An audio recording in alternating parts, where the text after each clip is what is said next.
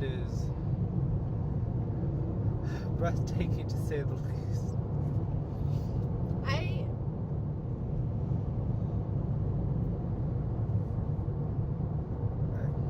I don't know how we're gonna go home.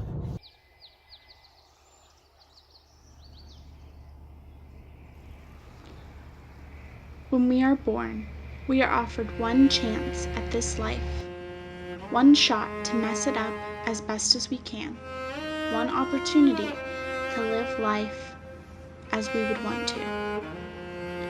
When we are born, those around us automatically start making plans for that life.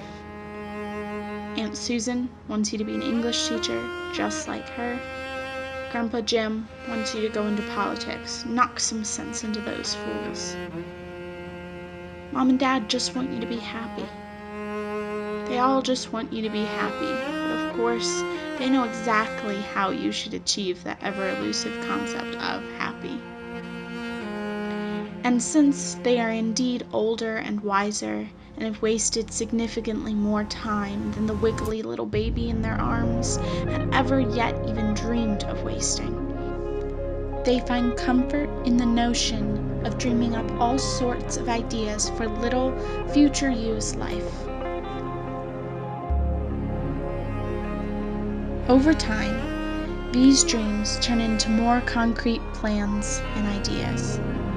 And soon, you and every other child your age get placed down in a neat little line. You fill in boxes and bubbles and test your knowledge.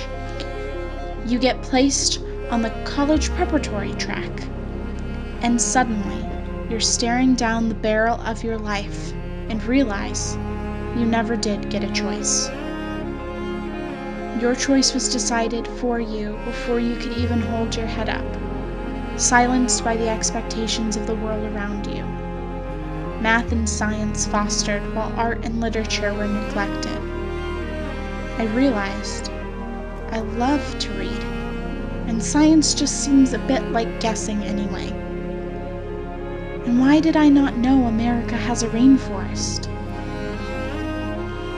What do you mean I have to take another test?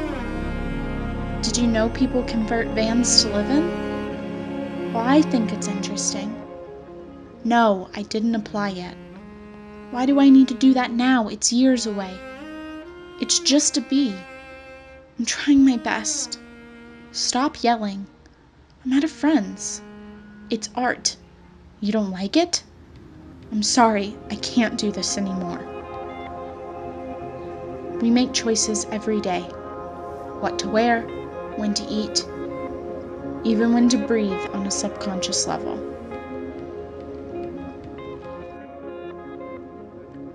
For 16 years, I did exactly as I was supposed to. I never dreamed of disappointing anyone. On the contrary, I dreamed of Ivy Leagues and scholarships. I was going to be president, or a doctor, or a lawyer, or whatever made my parents happy. Choice after choice made. It took the proud smiles shifting to grimaces for me to realize, the voices of praise shifting from doting caresses to violent beatings for me to understand. Society, my parents, my friends, my teachers, no one truly wanted me to be happy. They wanted me to be safe. 16 years after that first dream of my future, I made the first choice I had ever made. Ever the overachiever, I finished high school a year early and began dreams of a new path. I was suffocating, living a life that felt a bit like a lie, but I couldn't help but feeling like this was the first time I had ever breathed on my own. That breath was all too soon cut short. You're too young to go away to college. I'm worried about you. You need to stay here. I gave up everything to get you here. You aren't allowed to throw it all away. Breaking the conveyor belt that would carry me forward and forward and forward proved to be harder than I thought. At the naively young age of 16, I believed that I could just get out of high school and everything would fall into place. Anyone that has ever left high school before knows that this is nearly opposite of the truth.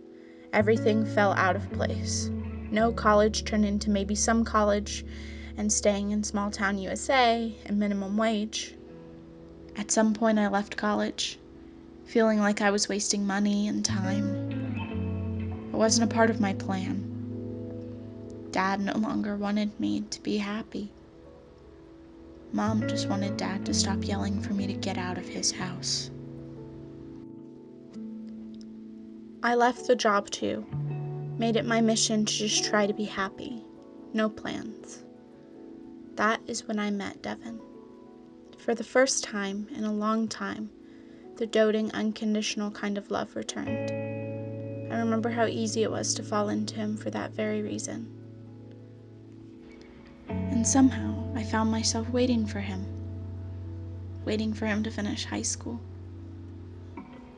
I returned to school. I waited.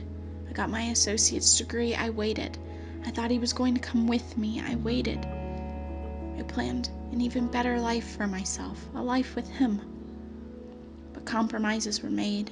He wanted to go to school, get a degree. I remember the arguments about societal pressures and words like hypocrite and liar being thrown across the dashboard of cars parked in front of childhood homes. Soon I found myself planning a very new kind of life. No college turned into acceptance letters, and happy parents and calm dinners again. I looked around at my life and everyone was so happy. The disappointment a distant memory. The picture of an American dream. Suddenly, I was staring down that barrel again, facing the mortality of monotony. I was going to be born, never live, and die before I could even hesitate. I wasn't 16 anymore. I couldn't just unroot all of this happiness in my family. I wasn't so quick to disappoint anymore. I also learned that I would always, constantly, and indefinitely be making other plans. But life would happen anyway, and this life was happening. So I did the only thing I knew how to do. I took a breath. 4,300 miles, 10 states, 17 days until we had to be back for enrollment. Back to reality, back to expectation. In this rough, wild lifestyle, I found my spirit in the wind, my soul in the soil. I found my voice in the mountains and my heart in the trees. Here, I found a momentary snapshot of happiness.